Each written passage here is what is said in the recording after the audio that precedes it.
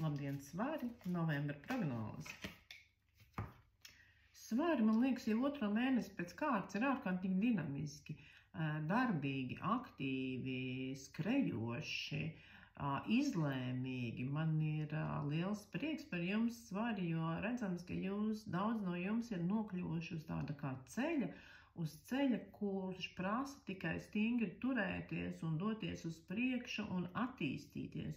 Šī kārta ietver sevī diezgan lielu ātrumu un kustības ātrumu. Tas nozīmē, ka jums ir jābūt vērīgiem, jums ir jābūt uzmanīgiem, jo, lai kustētos ātri šādā veidā pa lielceļu, ir jābūt ieslēgtām gaismām un visu laiku jāvēro, jābūt koncentrētiem. Ja? Šī kārta arī saka to, ka jūs būsiet koncentrēti, jūs būsiet dinamiski, jums ir pa spēkam daudz ātrākā veidā paveikt lietas nekā iepriekš iespējams.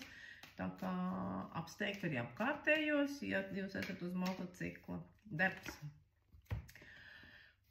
Darbā ļoti daudz darbu, ļoti daudz sīku darbu, ko jūs ļoti labi zinat, kas ir jāpilda, kas iespējams ir sakrājušies, bet iespējams, ka viņi nāk tikai novembrī. Labs novērtējums no apkārtējiem, bišķiņ tāds darboholisms šeit spīd cauri. Šis ir meistars, kam patīk savs darbs. Tas nozīmē, ka jums patīk tas, ko jūs darat, jo jūs tiešām darat ar aizrautību un prieku. Šeit mazliet par sēdošā darba darītājiem. Ja? Šis cilvēks, redziet, cik viņš ilgi ir sēdējis, viņš ir uztaisījis 8 pentagrus. Tas nozīmē, ka darbs ir sēdošs un ilgstošs. Atcerieties, izkustēties, jo šeit ir tāda ļoti, ļoti liela atšķirības ar to dinamiku, kāds prasās jūs ķermenim un to, cik daudz jūs sēžat. Tad atcerieties, ka jums ir jāizkustās, bet darbs, pienākumi, alga, novērtējums, finansējums, pilnīgi viss ļoti labi. Un par attiecībām, par privāto dzīvi.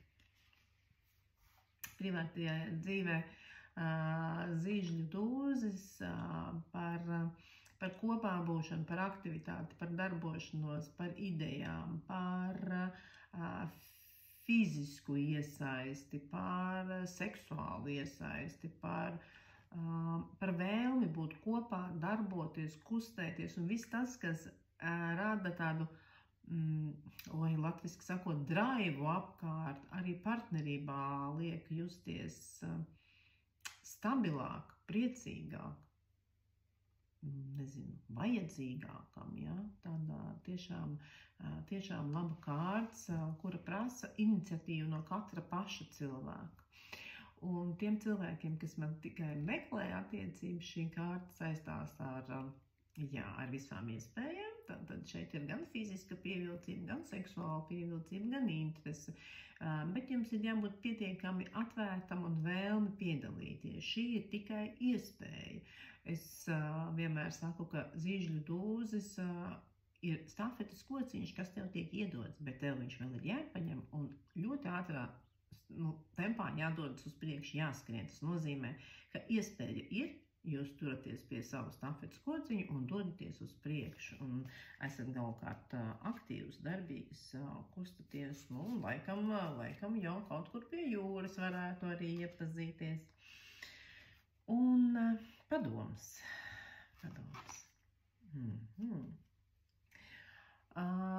Padoms ir satikties ar tiem cilvēkiem, ar kuriem jūs varat piedalīties viktorīnās, galda spēlēs, triekt priecīgus jokus un smieties bez gala ar pilnu krūti. Atrast cilvēkus, ar ko kopā jums patiešām ļoti, ļoti interesanti un noorganizēt tikšanos tādu vienu vakaru. Ja tāds milzīgs prieks un kopā būšana. Tāds novembris, Svari. Es ceru, ka viņš būs lielisks jums. Uz tikšanos!